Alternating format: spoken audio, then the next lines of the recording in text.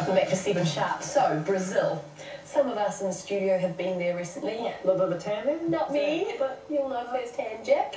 The most successful footballing nation in the history with 5 World Cup wins.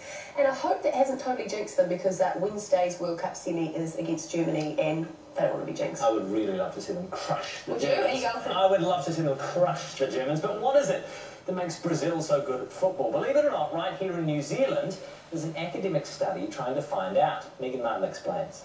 If you take Brazilian martial art, add a spot of samba, and throw in a football, then you get one of the best football teams in the world. On the pitch, the Brazilians are smart, sassy, and when they get their samba mojo going, they're unbeatable. This is Louise Uehara, PhD student at Otago University. This is when we start talking about football, the objective of the game. 200 million people have just jumped in the air simultaneously! Louise is studying Brazilian football and what makes them one of the best teams in the world. Every time I coach, I try to incorporate this idea of the socio-cultural aspect of Brazil.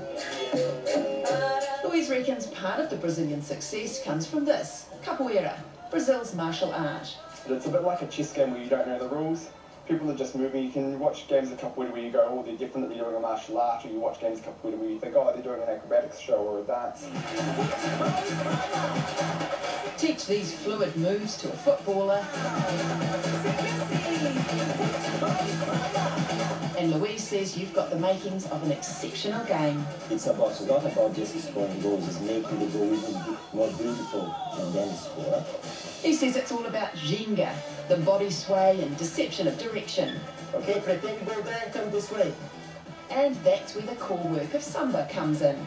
Since 1938, when the first time Brazil went to the World Cup, people started talking about this idea of the samba football. The thing is, it's not just the Brazilians who enjoy a culture of movement. The Colombian players certainly know how to celebrate a goal. And Colombia are dancing again! The players live it, and the fans love it. The more you do, the more the crowd will do, and you make everybody happy. And football at the end is about happiness, isn't it? It's about enjoying happiness. Louise reckons he'll be most happy when Brazil win their 6th World Cup come July 14th. What you should know is that Jack Tame is a footballer, and I'm just trying to imagine you doing the whole Brazilian dance thing on the football field. It's just like, you know, I'm like a pelican on stilts. It's just so, it's so unreal. I have seen you running It's not down pretty. Ponsonby Road. Yeah, it's funny though, in Brazil, I went to the pub when we were in Brazil, as you do, for work purposes. When you're in Brazil? Yeah, yeah. And asked people if they thought samba had something to do with it. Apparently it does, because, you know, the hips, sort of, you would know more about this. Are you giving us a demo? No, I'm not. I'm just, you know, my back is... Get up! Let's see you do a samba for me. No, I'm not going to get right into it, because, you know, I've got a bad back. But, spinal injury. Yeah, spinal injuries, I'm falling apart. But it's something to do with the... you know, something to do with that. I don't know. Good hips, the Brazilians. Good childbearing hips. That's what I'm going to out. I hope that's not a hint for me to suddenly start doing it. No, please. Tony, with those heels as well. Oh, goodness me, that would be a sight to see. I think we're fine. That's a good day on the show. You've already got out of the chair. I think the director disagrees. I'm going to be... we're all right.